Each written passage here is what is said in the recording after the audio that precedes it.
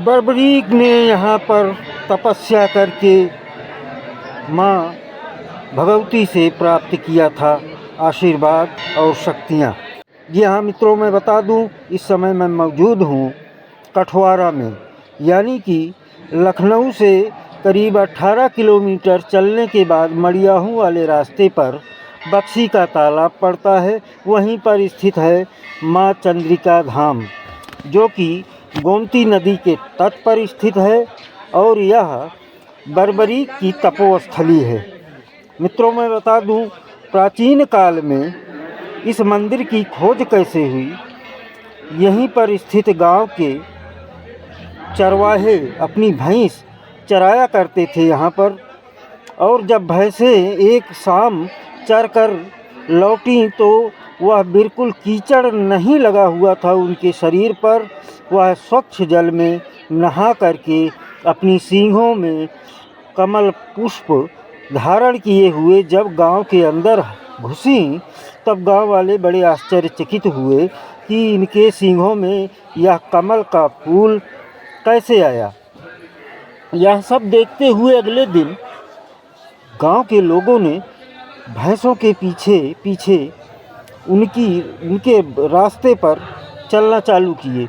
भैंस घने जंगल में घुसी और जंगल में घुस करके जब देखा लोगों ने तो एक भव्य आकार की प्रतिमा दिखाई पड़ी। मित्रों, मैं बता दूं, उस प्रतिमा को देखते ही लोगों में आस्था जगी और यहीं के वरिष्ठ कहा जाए, बुजुर्ग कहा जाए या सरपंच कहा जाए या वरिष्ठ गांव के निवासी को का दर्जा दिया जाए, एक क्षत्रिय कुल के वंशज जो कि चौहान वंशज से आते हैं, उन्होंने यहाँ की साफ सफाई करवाई गांव वालों के माध्यम से। और उनके एक कहानी और प्रचलित है मित्रों, मैं बता दूं कि उनके स्वप्न में माँ चंद्रिका देवी ने दर्शन दिया और दर्शन दे करके उनको आदेशित किया कि यहाँ पर एक भव्य मंदिर का निर्माण कराया जाए और यहाँ पर पूजा अर्चना की जाए माँ भगवती की। ऐसा ही चौहान साहब ने किया भी। आदिकाल से, प्राचीन काल से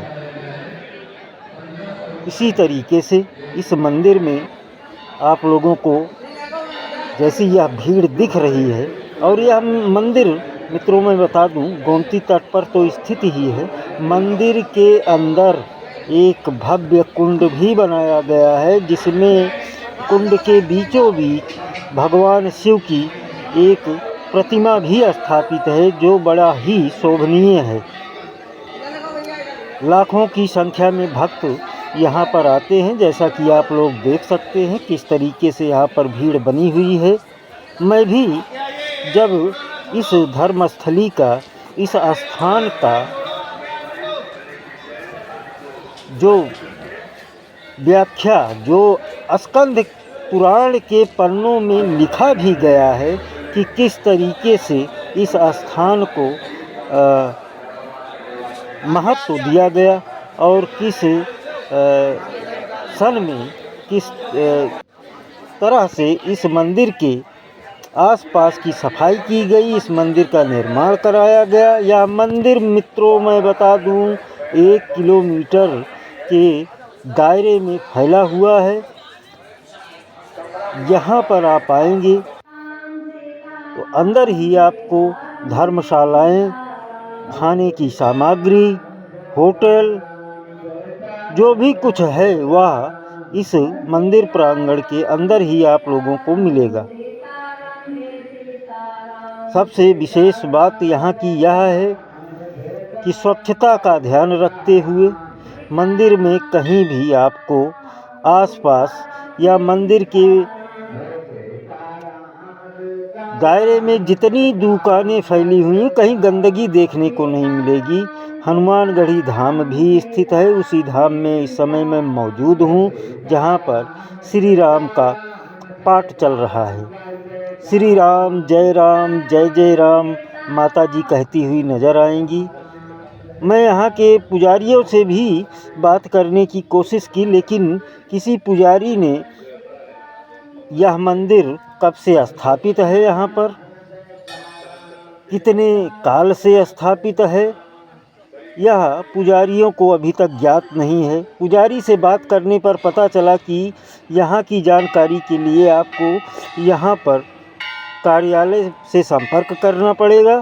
जब मैं कार्यालय पहुँचा तो कार्यालय में इस मंदिर की जानकारी को जानने के लिए मुझे एक पुस्तक सौंपी गई और वह पुस्तक मैं अपने साथ लेके आया।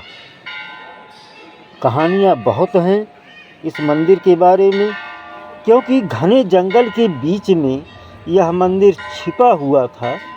किसी को कुछ पता नहीं था। 200 वर्ष पूर्व, लगभग 19वीं सदी में, जब इस मंदिर को